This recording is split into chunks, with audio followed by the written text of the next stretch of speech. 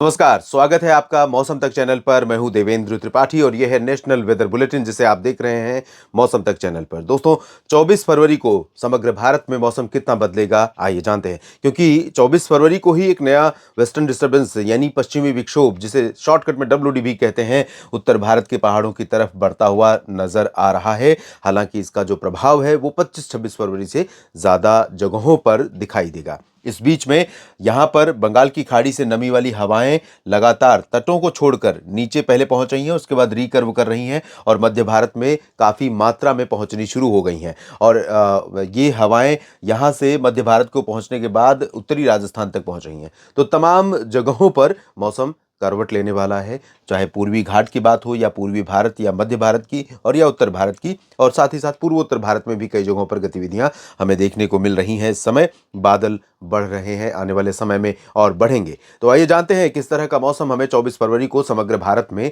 दिखाई देगा और कहां पर बारिश होगी, कहां पर मौसम में ठंडक फिर से बढ़ेगी या कम होगी।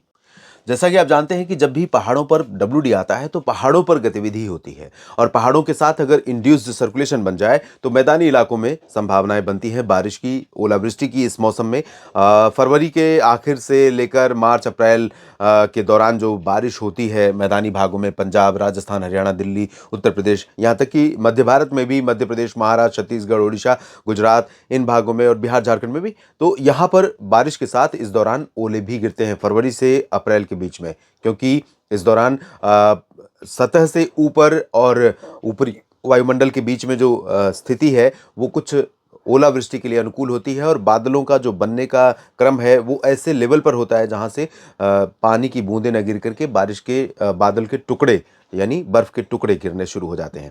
तो फिलहाल अभी जो संभावना है दोस्तों वो है ये कि श्रीनगर और गुलमर्ग, काजीगुंड, पहलगाम से लेकर सोनमर्ग समेत तमाम, कारगिल समेत तमाम जगहों पर ऊपरी इलाकों में कुछ स्थानों पर वर्षा या हिमपात हो सकता है, देखने को मिल सकता है। गिलगित बाल्तिस्तान, मुजफ्फराबाद में भी चांसेस रहेंगे, लद्दाख में भी संभावना रहेगी, और हिमाचल प्रदेश तथा उत्तराखंड में भी कई जगहों पर वर्षा या बर्फबारी होने की संभावना उत्तरी भागों में, इन दोनों क्षेत्रों में, दोनों राज्यों में नजर आ रही है। लेकिन इंटेंसिटी अभी बहुत कम रहेगी, धीरे धीरे धीरे धीरे बढ़ने वाली है। 26 को अच्छी खासी गतिविधि यहाँ पर पहाड़ों पर होगी, मैदानी इलाकों में कई जगहों पर बारिश होगी। यानी 25 के बाद, 24 और 25 के बाद 2 दिन के बाद तीसरे दिन यहाँ पर अच्छी खासी गतिविधि पहाड़ों से लेकर मैदानी इलाकों में संभावित है।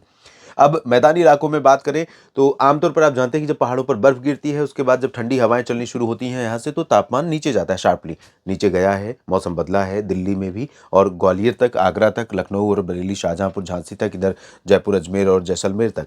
लेकिन उतना तेजी से नहीं बदला है जितनी बर्फ गिरी है इस बार। अगर यही हवा कंटिन्यू लगातार 2-3 दिन तक और तेजी से चलती रहती तो इन भागों में काफी कड़ाके की सर्दी शुरू हो जाती। यानी ज्यादातर जगहों पर न्यूनतम तापमान 10 डिग्री से नीचे पहुंच जाता है, और ये पहुंचता वाराणसी तक, इधर पटना तक, रांची तक, रायपुर तक छत्तीसगढ़ में, और भुवनेश्वर तक, इधर महाराष्ट्र में नागपुर और मुंबई तक भी तापमान में गिरावट होती, लेकिन 10 डिग्री तक नहीं पहुंचता। यहाँ पर 15 के आसपास, 15-16 के आसपास रहता न्यूनतम। लेकिन अभी ऐसा नहीं है, क्योंकि उसकी वजह यह है कि बंगाल की खाड़ी की हवाएं जो चल रही हैं वो उत्तर की हवाओं को आने से रोक रही हैं, उनके रास्ते में बाधा बन रही है। तो एक तो ये कारण हो गया। दूसरा ये कारण हो गया कि जब एक के बाद एक WD आने लगता है तो यहां से जो हवा चल रही है, जैसे मान लीजिए कि जो इधर से सिस्टम आ रहा है वो यहाँ पर एक वैक्यूम क्रिएट कर देता है, तो यहाँ से जो प्रेशर है हवा का वो रुक जाता है। तो इस वजह से यहाँ से बहुत तेज हवाएं अभी नहीं चल पा रही हैं, और पहाड़ों पर तापमान गिर रहा है, पहाड़ों पर कड़ाके की ठंड, गुलमर्ग, काजीगुंड, पहलगाम और श्रीनगर, शिमला, इन सभी जगहों पर कड़ाके की ठंड, क्योंकि बर्फबारी के बाद, जब बर्फबारी बंद हो जाती है उसके बाद यहाँ पर अपने आप तापमान नीचे जाने लगता है, क्योंकि बर्फ तो यही है, यहाँ किसी ठंडी हवा का इंतजार तो रहेगा नहीं, निचले इलाकों में ठंडी हवा का इंतजार होता है। और इंतजार ये खत्म होता है तब जब कोई सिस्टम इधर से ना आ रहा हो और यहाँ पर बंगाल की खाड़ी या अरब सागर से कोई हवा इसे रोक ना रही हो। लेकिन दोनों स्थितियां हैं, इस वजह से ठंडी हवाएं नीचे तक नहीं पहुंच रही हैं। लेकिन इसके बावजूद अगले 24 घंटों के दौरान पंजाब में और हरियाणा के तमाम इलाकों में और उत्तर पश्चिमी उत्तर प्रदेश में, अलीगढ़ और बरेली के ऊपर का जो रीजन आप देख रहे हैं, इन भागों में इन ठंडी हवाओं का असर रहेगा। तो यहाँ पर तापमान में ग्रेजुअल ड्रॉप यानी ग्रेजुअल फॉल रहेगा। कल भी तापमान थोड़ा सा नीचे जाएगा और मौसम में ठंडक रहेगी। अमृतसर में फाजिल्का, फरीदकोट, लुधियाना, पटियाला, बरनाला, मोगा, रूपनगर, नवांशहर, जालंधर, पठानकोट तमाम जगहों पर, और इधर चंडीगढ़, अंबाला, पंचकुला, यमुनानगर, करनाल, कुरुक्षेत्र, कैथल, जींद, रोहतक, हिसार, सिरसा, फतेहाबाद, रेवाड़ी, चरखी दादरी, झज्जर, महेंद्रगढ़, गुरुग्राम, फरीदाबाद, दिल्ली और रोहतक, सोनीपत, पानीपत, इन तमाम जगहों पर, और मेरठ से लेकर बरेली के बीच में, अलीगढ़, आगरा, मथुरा के बीच में, इन तमाम जगहों पर तापमान गिरेगा। और तापमान में थोड़ी गिरावट जैसलमेर तक जारी रहेगी, क्योंकि यहाँ पर उत्तर से हवाएं मध्य एशिया की तरफ से आ रही हैं, लेकिन बहुत ज़्यादा ड्रॉप नहीं है। और बाकी जगहों पर ये वाला रीजन जो देख रहे हैं आप, यहाँ पर कुछ आर्द्रता वाली हवाएं, बंगाल की खाड़ी वाली हवाएं यहाँ पर चलनी शुरू हो जाएंगी, और यहीं पर एक सर्कुलेशन फॉर्मेशन होगा, और हो सकता है कि कुछ बादल बनने शुरू हो जाएं। कल राजस्थान, पंजाब, हरियाणा, दिल्ली पर भी कुछ बादल दिखाई दें, लेकिन इन बादलों से बारिश की उम्मीदें नहीं रहेंगी। और मध्य भारत के भागों पर, गुजरात के ऊपर, सौराष्ट्र और कच्छ के रीजन में दोस्तों उत्तर की हवाएं चल रही हैं अभी, लेकिन जब सिस्टम आएगा, सर्कुलेशन बनेगा, तो हवाएं आनी बंद हो जाएंगी, और यहाँ पर पूरी तरह से ब्राइट सनी स्काई रहेगा। आसमान पूरी तरह से साफ रहेगा, तेज चमकती धूप रहेगी। दिन और रात में मौसम प्लेजेंटली कूल रहेगा, बहुत ही खुशनुमा रहेगा। और यही हाल मध्य प्रदेश के पश्चिमी भागों में कुछ जगहों पर रहेगा, भोपाल, गुना से लेकर इधर के रीजन में। बाकी जगहों पर आर्द्रता बढ़ेगी और कुछ बादल धीरे धीरे आने शुरू हो जाएंगे। और इसके अलावा मध्य भारत में मौसम करवट ले रहा है ओडिशा और छत्तीसगढ़, तेलंगाना की तरफ से, और धीरे धीरे ये बादल आगे बढ़ने शुरू होंगे। फिलहाल अगले 24 घंटों में केंदुझार, कटकपुरी, पारादीप, भद्रक, बालासोर, मयूरभंज, राउरकेला समेत तमाम जगहों पर वर्षा की संभावना है। छत्तीसगढ़ में दक्षिणी भागों में सुकमा, दंतेवाड़ा, बीजापुर, नारायणपुर, कोंडागांव और आसपास के इलाकों में बारिश हो सकती है, और उत्तरी इलाकों में अंबिकापुर में बारिश हो सकती है। बाकी जगहों पर बिलासपुर, कोरिया, सरगुजा, पेंड्रा रोड, रायपुर और बलौदाबाजार, भाटापारा, कबीरधाम, कवर्धा, बेमित्रा, राजसमंद, इन जगहों पर फिलहाल महासमुंद, इन भागों में फिलहाल शुष्क मौसम अभी रहेगा, लेकिन धीरे धीरे मौसम यहाँ पर भी बदलेगा। चंद्रपुर, गढ़चिरौली और नागपुर तक बारिश की संभावनाएं विदर्भ में रहेंगी, और नांदेड़, बीड़, जालना, हिंगोली पर भी बादल पहुंचेंगे, लेकिन बहुत हल्के बादल होंगे और बहुत लाइट चांसेस, यहाँ पर ब्लीक चांसेस रहेंगे बारिश के।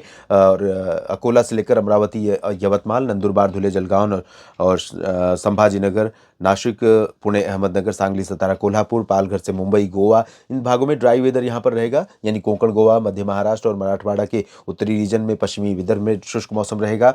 धीरे धीरे मौसम सक्रिय होगा, यहाँ पर 25-26 में बारिश होगी।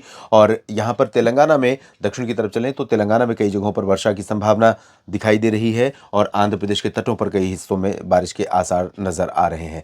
तो हैदराबाद, रामागुंडम, खम्मम समेत तमाम जगहों पर संभावना बारिश की रहेगी। नेल्लोर से लेकर बापतला और विशाखापट्टनम के बीच में, यहाँ कोंकण, गोवा में, तटीय आंध्र प्रदेश में बारिश संभावना रहेगी। रायलसीमा और तमिलनाडु तथा केरल, इन भागों पर भी कहीं कहीं पर बूंदें पड़ सकती हैं, लेकिन बहुत अच्छे चांस यहाँ पर बारिश के नहीं है। कर्नाटक के रीजन में, उत्तरी आंतरिक इलाकों में, जो तेलंगाना से सटा हुआ है, गुलबर्गा और रायचूर, यहाँ पर थोड़ी बहुत बूंदाबांदी हो सकती है, लेकिन बेल्लारी, चित्रदुर्गा, हसन, मैसूरू, बेंगलुरु और गडग, इन भागों में फिलहाल ड्राई वेदर। तटीय कर्नाटक और केरल, लक्षद्वीप, पुदुचेरी में ड्राई वेदर, और पूर्वी भारत के भागों में, बिहार के ऊपर दरभंगा से लेकर भागलपुर, किशनगंज, अररिया, पूर्णिया, लखीसराय, शेखपुरा, नालंदा, इन भागों में कुछ स्थानों पर बारिश हो सकती है। पटना, गया और बक्सर, कैमूर से लेकर रोहतास, सिवान, गोपालगंज, चंपारण, मधुबनी, सीतामढ़ी, यहाँ पर अभी ड्राई वेदर रहेगा, लेकिन जल्दी ही बिहार के कई जिलों में वर्षा की संभावनाएं बनेंगी। और मैं बार बार ये कहता हूँ, और अगर बारिश नहीं होती है तो आप में से कई भाई, किसान भाई और कई सारे मित्र ये शिकायत करते हैं कि आप शोर कर रहे थे लेकिन बारिश हुई नहीं।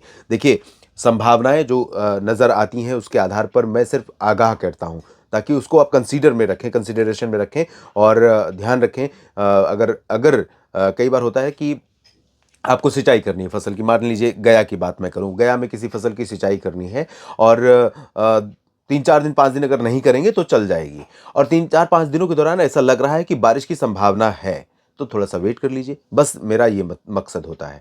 और अगर आपको लग रहा है कि नहीं, फसल सूख ही रही है, नुकसान हो जाएगा अगर सिंचाई आज नहीं कर दी तो 5 दिन इंतजार करने का कोई औचित्य नहीं होता। तो मैं सिर्फ आपको अलर्ट करना चाहता हूं, इसलिए अलर्ट पर रहें और उस हिसाब से काम करें।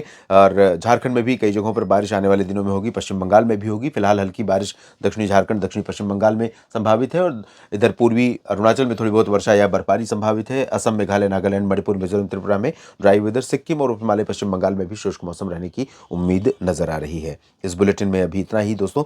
लगातार आप जुड़े रहिएगा मौसम तक चैनल और न्यूज़ मीडिया मंच के साथ मौसम की सभी जानकारियों के लिए।